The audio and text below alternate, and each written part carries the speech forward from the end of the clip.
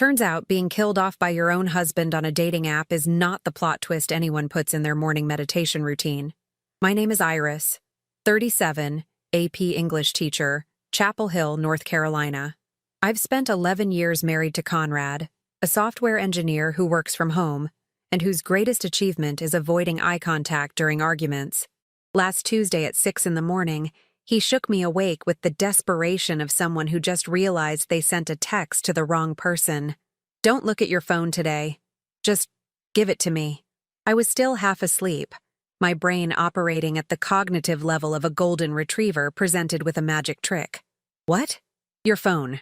Don't check it. Please, just trust me."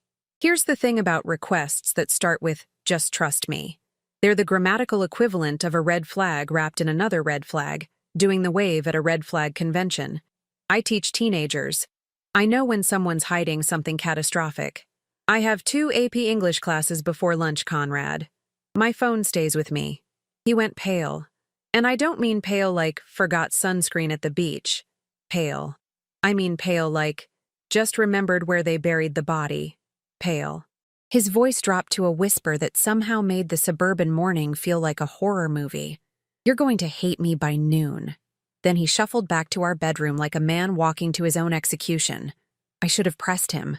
I should have grabbed my phone right then and scrolled through whatever digital apocalypse was waiting for me. But here's the problem with being a teacher. You develop this Pavlovian response to alarm clocks. 6 a.m. means shower, coffee, get dressed, survive traffic, pretend to be a functional adult. Critical thinking doesn't activate until at least 7:30. So I did exactly what I do every Tuesday.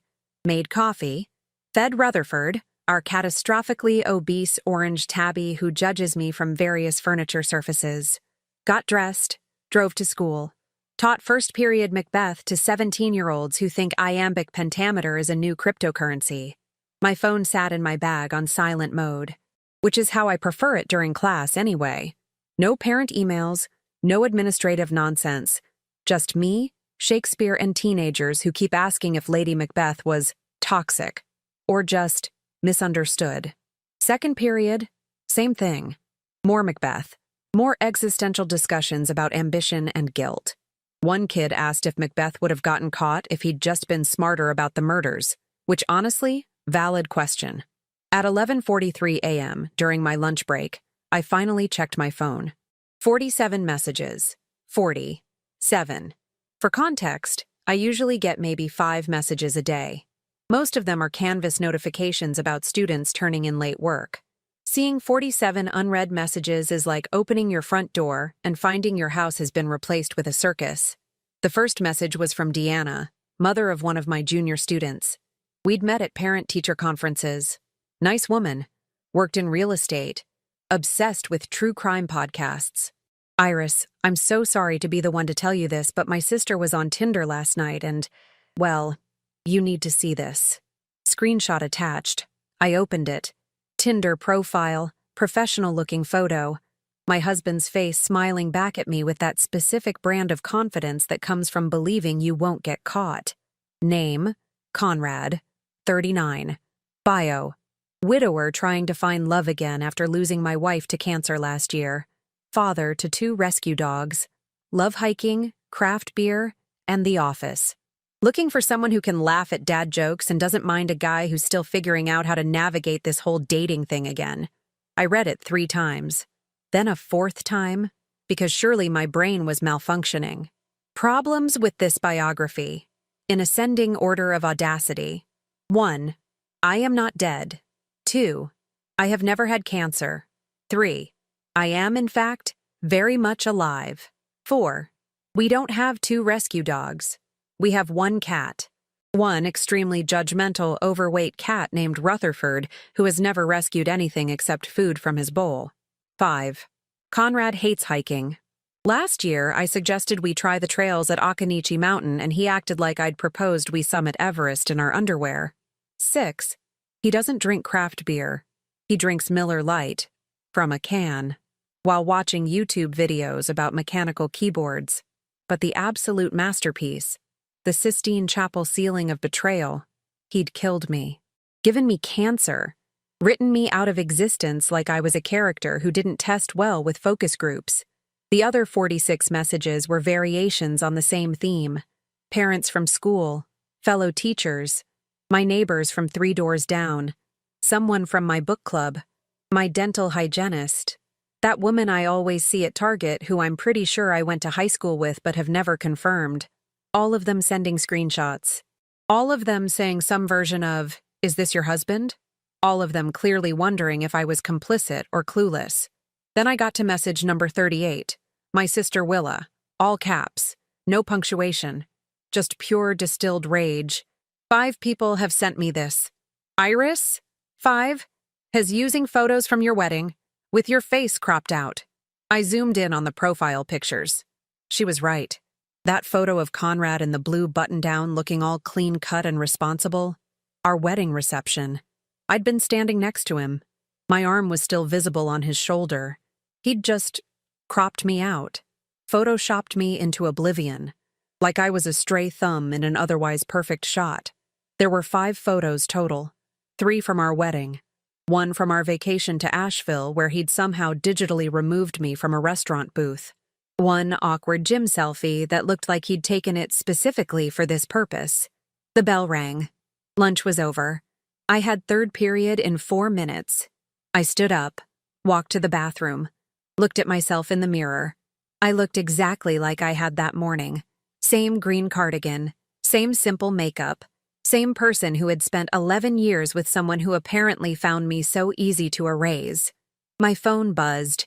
Another message, this time from my mother. Iris, call me. Now. Oh, right. The lunch.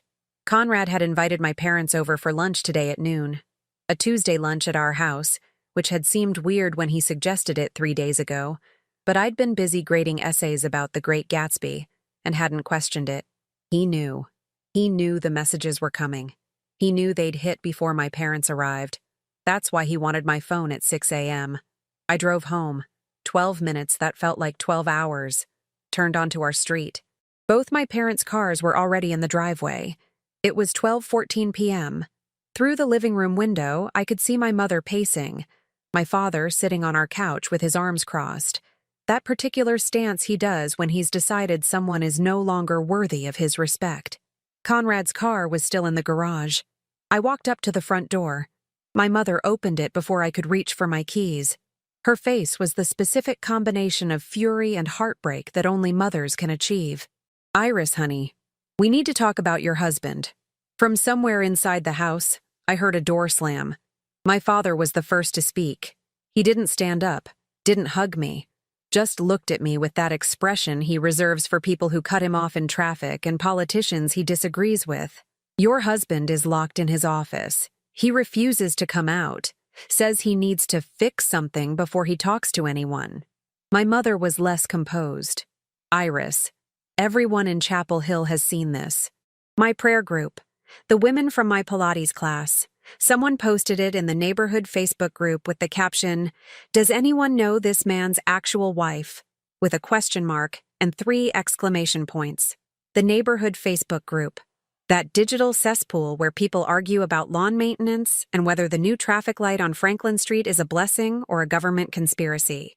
My fake death had made it past the usual posts about lost cats and suspicious teenagers walking through yards. I walked past them, down the hallway, past the kitchen where Conrad had apparently set out sandwich fixings for lunch like this was going to be a normal Tuesday, past the guest bathroom, straight to his office door. Locked. I knocked. Conrad, open the door. Silence. Conrad, my parents are here. 47 people sent me screenshots. Open the door or I'm opening it myself. The lock clicked. The door opened approximately 4 inches. Conrad's face appeared in the gap. He looked like he'd aged 7 years in 6 hours. Red eyes, hair standing up, still wearing the pajama pants he'd had on at 6 a.m. I can explain. You killed me off, Conrad. You gave me cancer and killed me. It wasn't personal. I stared at him. You made me dead. How is that not personal? He opened the door wider. His computer was behind him, screen visible. Tinder was open. He'd been frantically deleting things. Messages, matches. photos. His profile now said account deactivated in gray text. I was going to tell you. I just needed to figure out how. How long has this been active? He looked at his feet. 3 months. 3 months. 90 days. An entire quarter of the year. While I was teaching Shakespearean tragedies to teenagers, my husband was out here creating his own. Did you meet anyone? A few coffee dates. Nothing serious. Nobody wanted a widower once they realized I was still sad all the time. You weren't sad, Conrad. You were lying. There's a difference. My mother appeared behind me. She had that look she gets when she's decided someone is beyond redemption. Iris, pack a bag. You're staying with us until you figure out what you want to do. I'm not leaving my house. Then he can leave. She pointed at Conrad like he was a stain on the carpet. My father joined us in the hallway. Son, I think you should spend a few nights somewhere else. Conrad's face went from pale to red. This is my house too. I pay the mortgage. You also committed fraud on a dating app, my father said, in that calm accountant voice he uses when he's absolutely done with someone's nonsense. Do you want Iris to contact a lawyer today, or would you prefer to make this easy? It's not fraud. It's just creative storytelling. I laughed. Actually, laughed.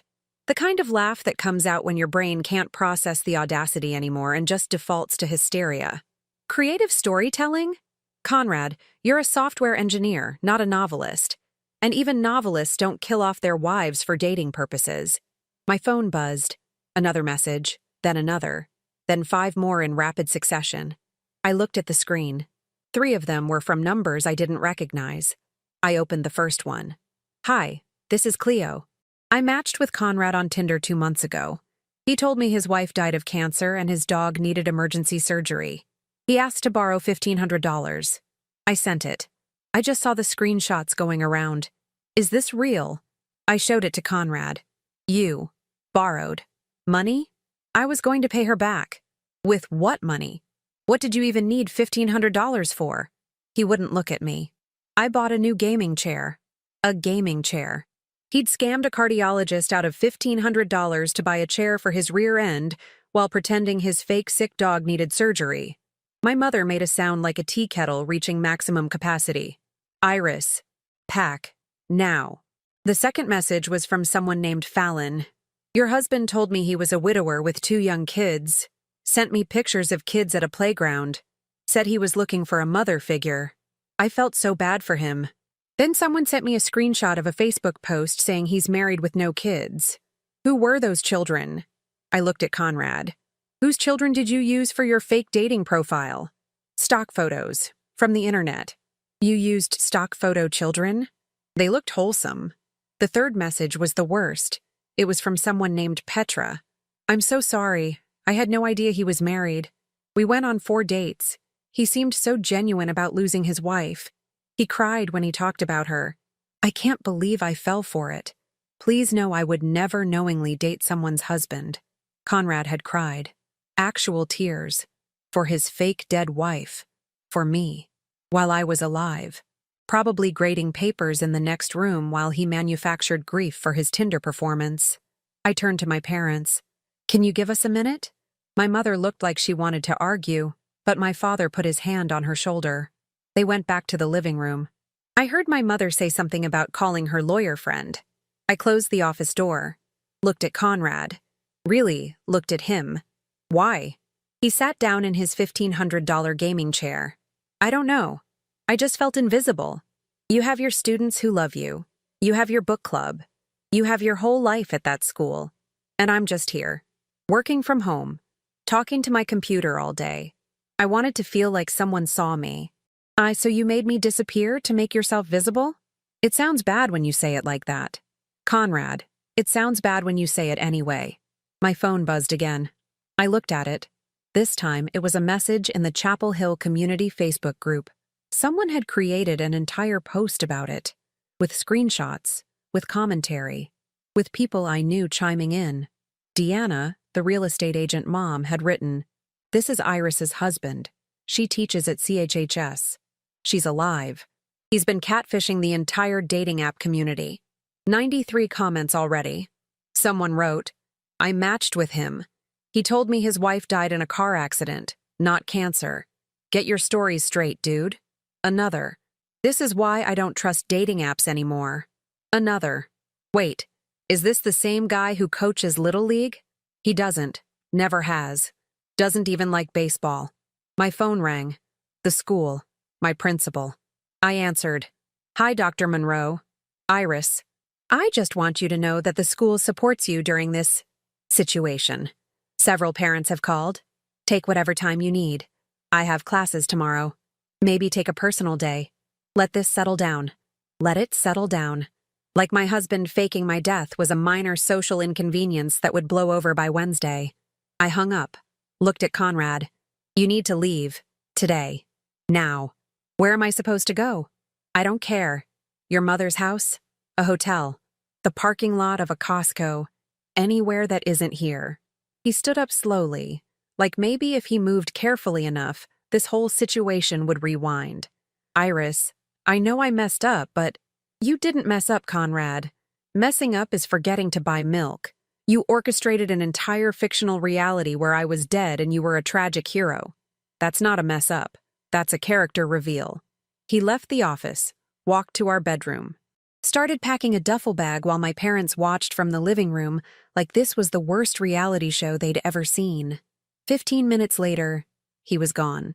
My mother hugged me. My father said something about calling lawyers in the morning. I sat on the couch. Rutherford jumped up next to me, purring like nothing had changed. My phone buzzed again. Another message. This time from Cleo, the cardiologist. I'm filing a police report for the money, but also, thank you. He was asking me to meet his kids next week. You probably saved me from something much worse. I typed back, you saved yourself by being smart enough to question it. But you're welcome. Then I did something I'd never done before. I opened Facebook, made a post on my personal page, kept it simple. Reporting live from my living room. I did not die of cancer. I am alive. My cat is also alive. We have no dogs. We have no children. Thank you for your concern. Stay tuned for updates on my very much alive life. Posted it. Public setting. Within 2 minutes, 397 likes. Within 5 minutes, 89 comments. My sister Willa. I'm coming over with wine. My book club friend Thea. This is the most dramatic thing to happen in Chapel Hill since that squirrel got stuck in the library ceiling. Someone I barely knew from Target. You're an icon. Divorce him. I was going viral. In Chapel Hill, North Carolina. Population 65,000. Where the most exciting thing that usually happens is when the Trader Joe's runs out of cauliflower gnocchi. My phone rang again. This time, an unknown number. I answered. Is this Iris? This is Fallon, the one who messaged you earlier. Listen, I'm a paralegal. If you need help with your divorce, I know people. Free consultation. It's the least I can do. I started laughing. Couldn't stop. My fake death had just assembled my divorce legal team. Willa arrived 30 minutes later with 2 bottles of wine and the energy of someone who'd been waiting her entire life for permission to hate my husband. I never liked him, she announced, setting the bottles on my kitchen counter. Too quiet. Quiet people are always hiding something. Willa, you literally said at our wedding that you were glad I found someone calm. I was being polite. It was your wedding.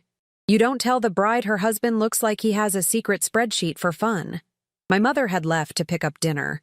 My father was in the living room, scrolling through his phone with the intensity of someone conducting a federal investigation. Rutherford was asleep on the back of the couch, completely unbothered by the domestic implosion happening around him. I opened my laptop. If Conrad could create an entire fake persona online, I could do some investigating of my own. First stop, our joint bank account. Nothing unusual. Mortgage payments, utilities, groceries. His direct deposits from work came in like clockwork every 2 weeks. My teacher salary deposited monthly. Everything looked normal until I started scrolling back 3 months. There. A Venmo payment. $500 to someone named Barrett. Then another one. $300 to someone called Griffin. Then another.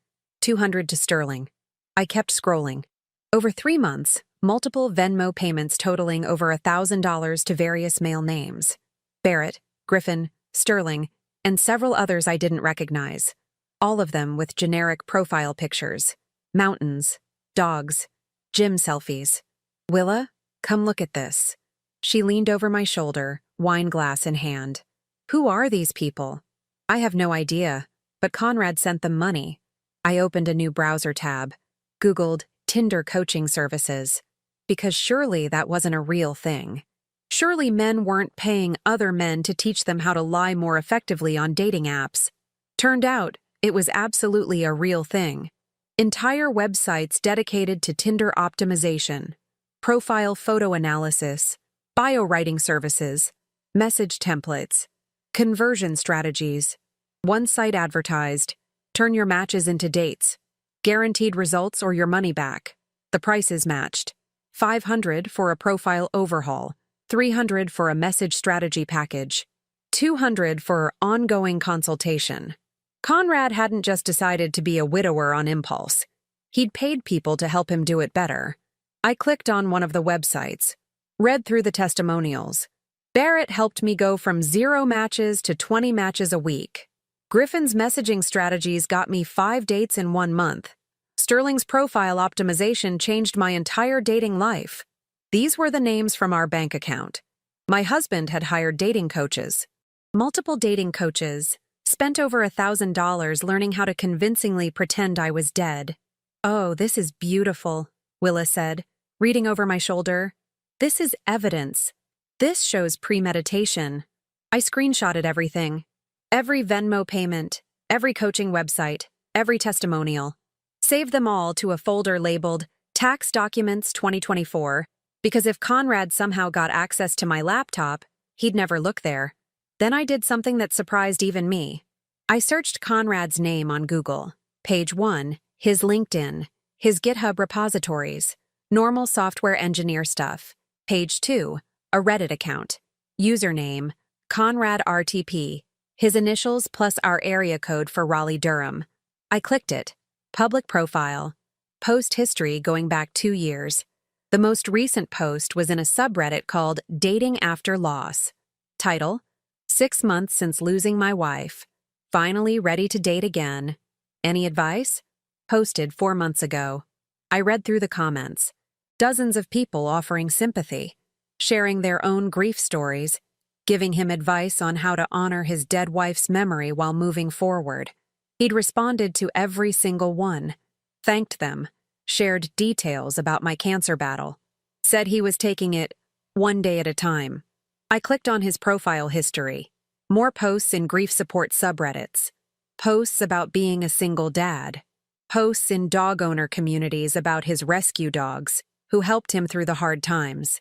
He'd built an entire online persona for months while I was alive, in the next room.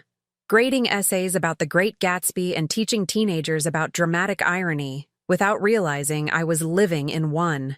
Willa, he's been doing this for months, since before the Tinder profile. She read through the Reddit posts. Her face went from amused to genuinely angry. Iris, this isn't a midlife crisis. This is calculated. He practiced being a widower. I kept digging. Found more accounts. Instagram under a slightly different name. Facebook profile he'd hidden from his main account. Twitter where he'd posted about starting over after tragedy. Each platform had the same story. Different details sometimes. Cancer, car accident, sudden illness, but always the same theme. Devoted husband, now alone, seeking connection.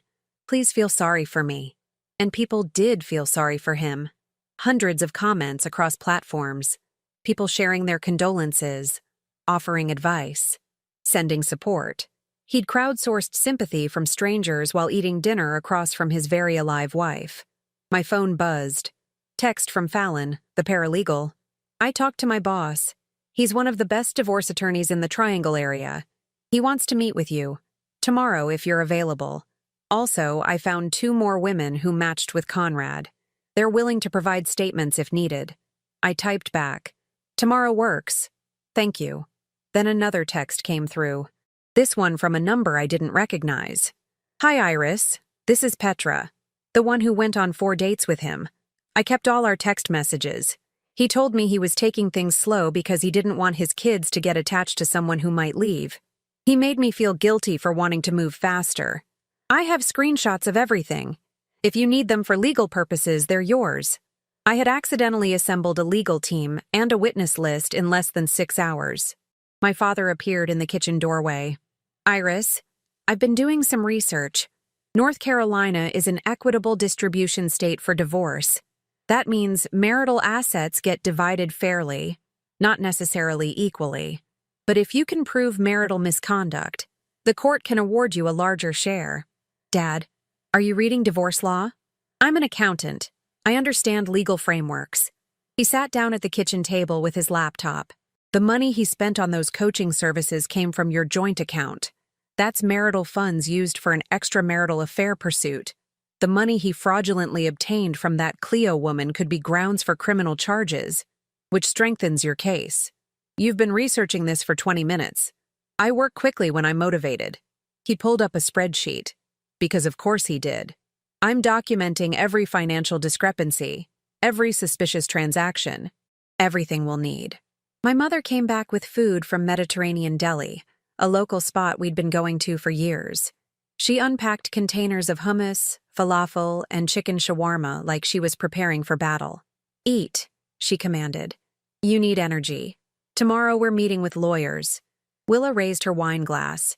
To Iris, the woman who was so boring her husband had to kill her off to make his life interesting.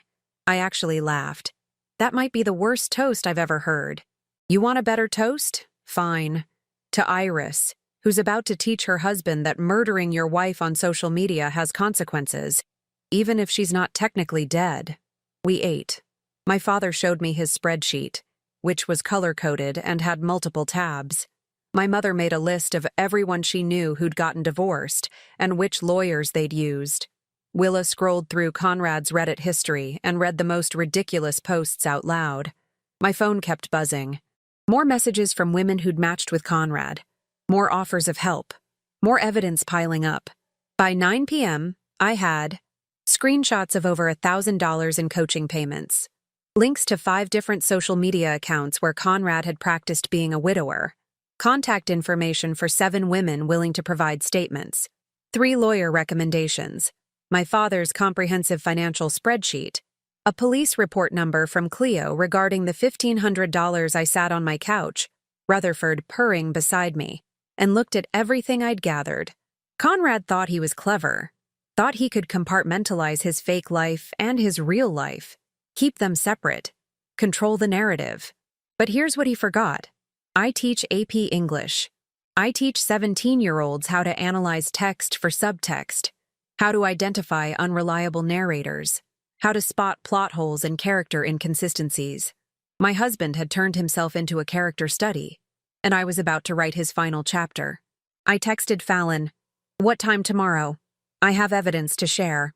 She responded immediately, 10 a.m. Bring everything you've got. My boss is going to love this case. I looked at Willa. Want to come to a lawyer meeting tomorrow? Obviously. Someone needs to document this for the family archives. My phone buzzed one more time. Another unknown number. Iris, this is Barrett. I'm one of the dating coaches Conrad hired. I just saw what happened.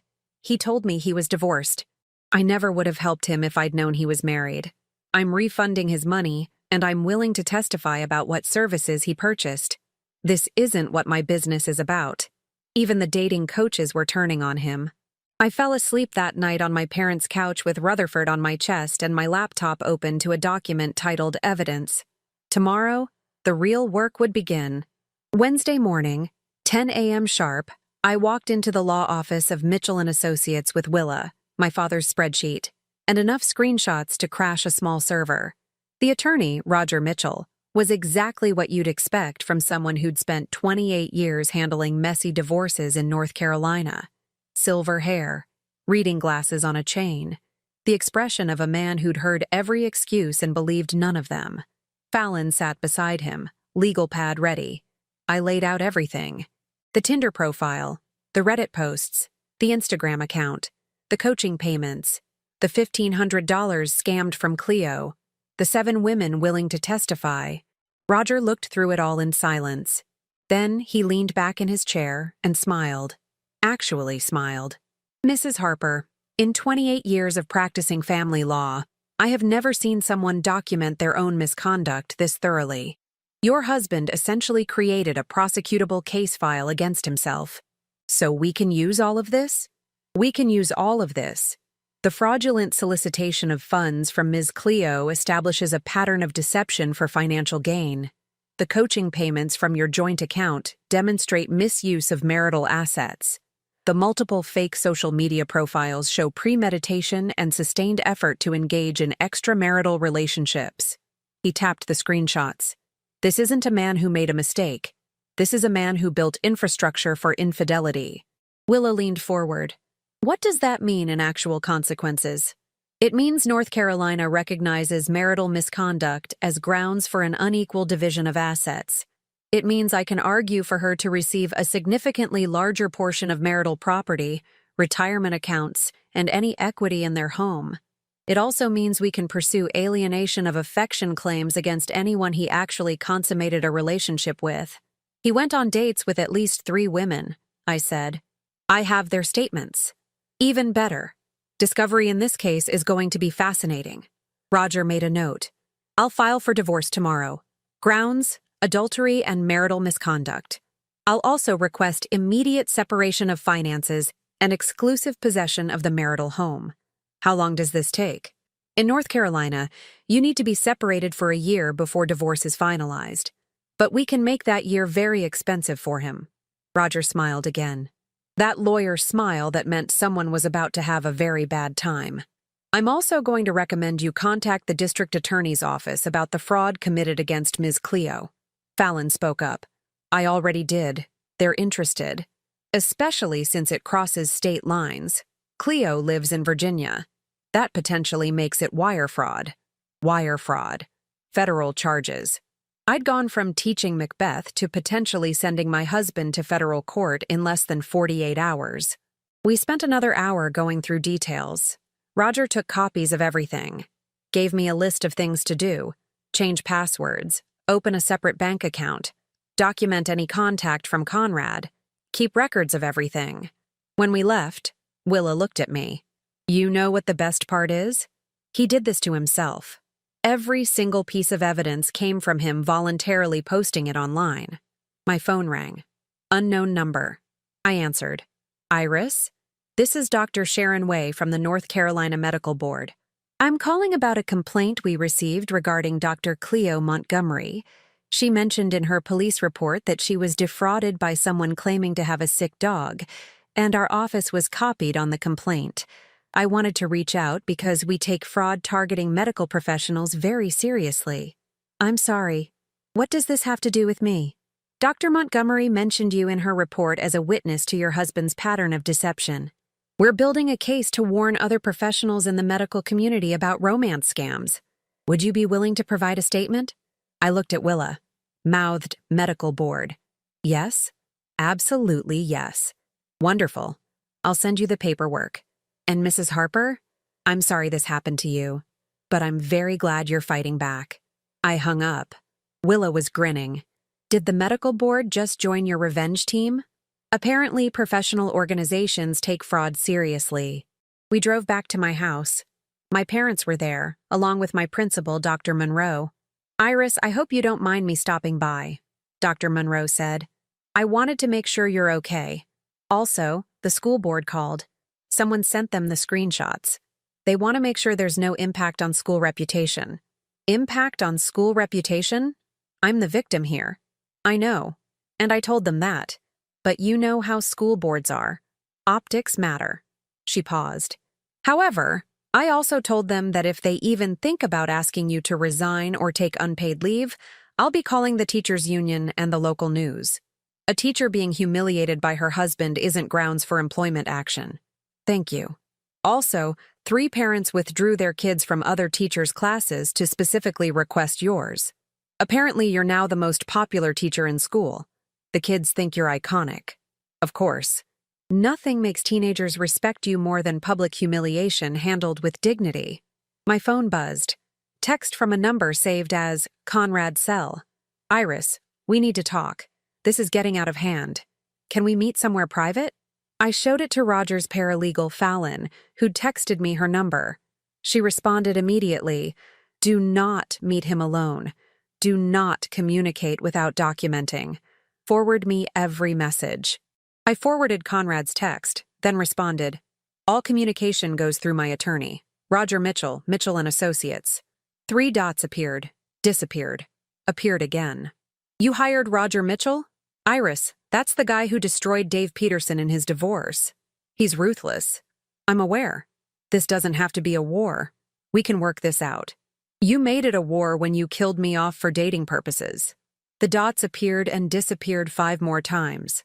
No response came. Willa read over my shoulder. "He's panicking." Good. That afternoon, things escalated in ways I couldn't have predicted. Conrad's employer called me.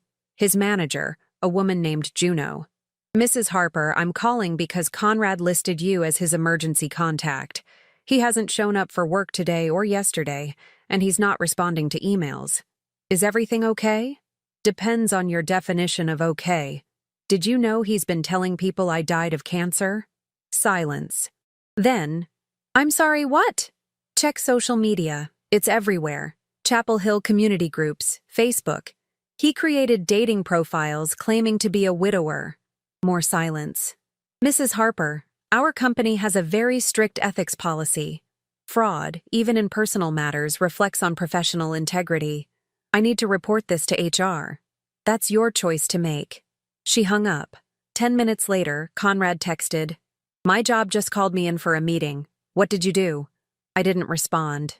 By evening, the dominoes were falling faster than I could track. Cleo had filed her police report. The district attorney's office had opened an investigation. The medical board was circulating warnings about romance scams.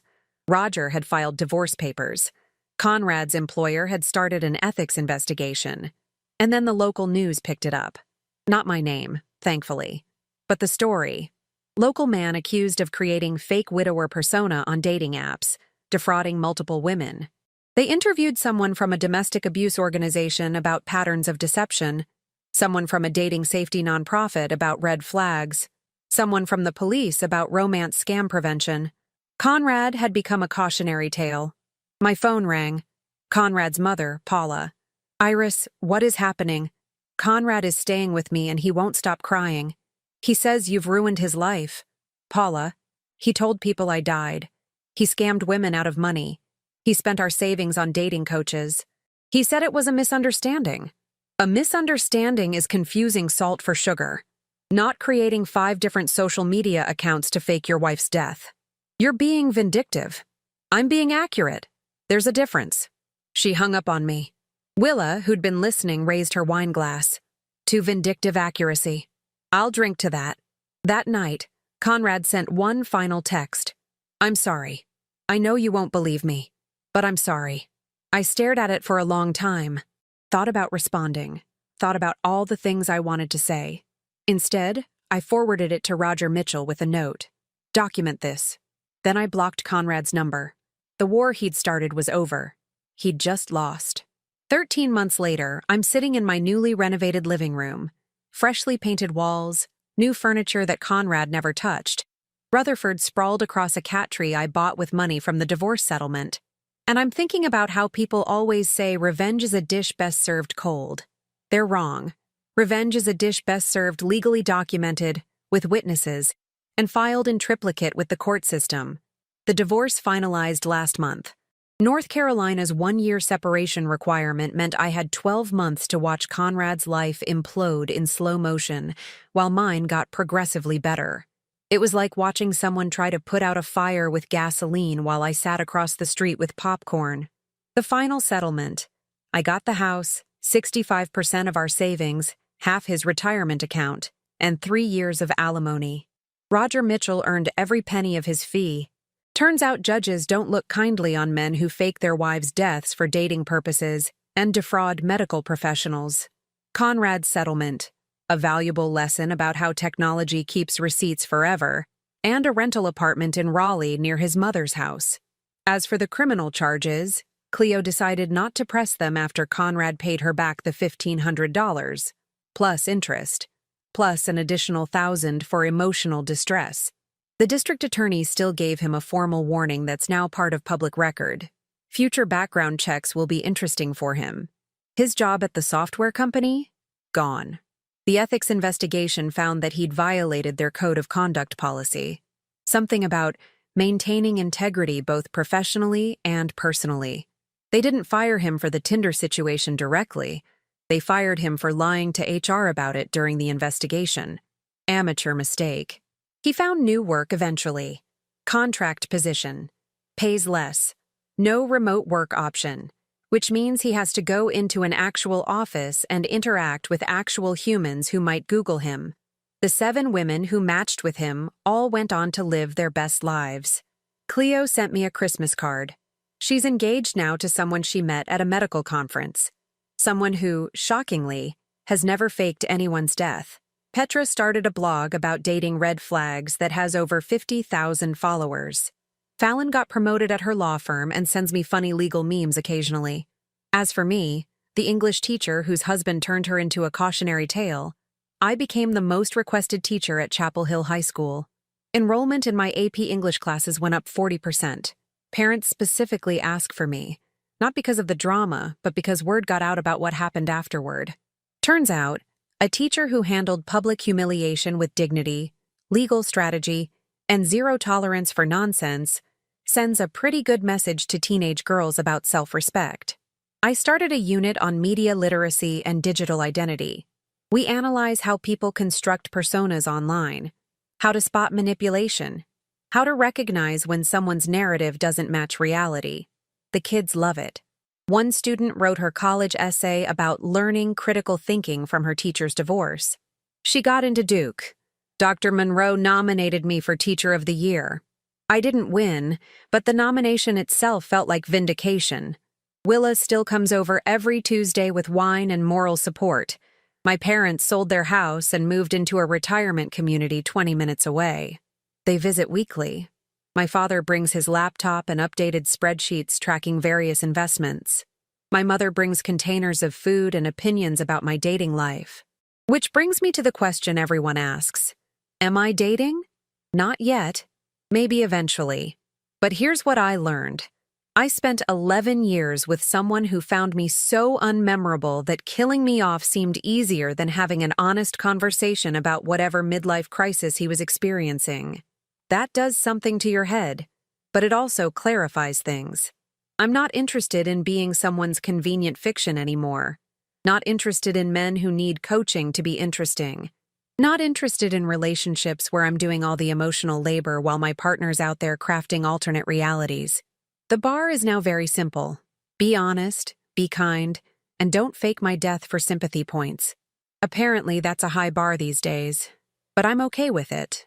Rutherford, for what it's worth, has never been happier. Turns out he didn't like Conrad either. Animals know things. I run into Conrad occasionally. Chapel Hill isn't that big.